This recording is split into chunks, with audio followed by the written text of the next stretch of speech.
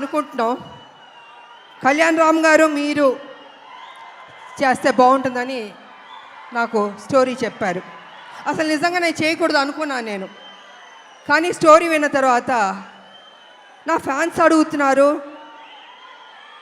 ఈ సినిమా చేస్తే వాళ్ళు సాటిస్ఫై అవుతారేమో అని నేను అనుకుని సరే చేస్తాను, కానీ కొంచెం చేంజెస్ అన్నీ ఉండాలి అని నేను డైరెక్టర్ ప్రదీప్ గారితో చెప్పడం జరిగింది.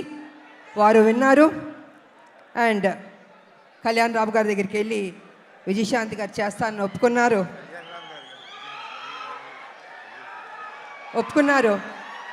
సో అక్కడి నుంచి ఆ కథ అల్లి ఒక స్వరూపం వచ్చింది. ఆ స్వరూపం వచ్చిన తర్వాత అశోక్ గారు, సునీల్ గారి ప్రొడ్యూసర్స్ వాళ్ళని తెలిసింది. ఈ సినిమాని మేము మొదలు పెట్టాం. నిజంగా హోల్ హార్టెడ్గా పనిచేస్తాం.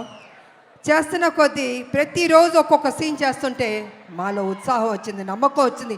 ఈ సినిమా డెఫినెట్గా సూపర్ డూపర్ హిట్ అవుద్ది అనుకున్నాను నేను. అలా కంప్లీట్ చేసాం.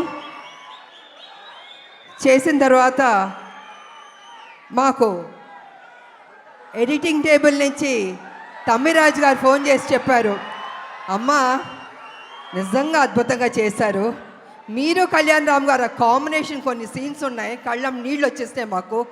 నిజంగా మీరు చెప్తున్నాను, మనస్ఫూర్తిగా చెప్తున్నాను, ఈ సినిమా పెద్ద హిట్ అవుద్దమ్మా, మీరు ధైర్యంగా ఉండనని ఫస్ట్ రిపోర్టు ఎడిటింగ్ రూమ్ నుంచి మాకు వచ్చింది. తంబిరాజు గారు చెప్పారు. నేను బాబు పాజిటివ్ అన్నది రిపోర్ట్స్ వస్తూనే వచ్చింది. ఎందుకో తెలీదు, ఆ ఒక నమ్మకంతో సంతోషంతో మేము హిట్ కొట్టబోతున్నాం అని మేము గ్యారంటీగా ఫిక్స్ అయిపోయాం.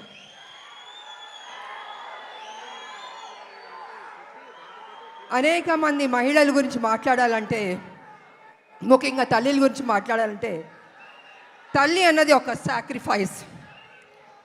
ప్రతి నిత్యం తన కొడుకు కోసం ఆరాటం. ఆ బిడ్డ సరి లేకపోయినా కూడా ఆ తల్లి ఆ బిడ్డని సరి అయిన దారిలో తీసుకొస్తుంది, చదివిస్తుంది, ఒక ప్రయోజకుడి చేస్తుంది, ఇన్ని చేస్తుంది.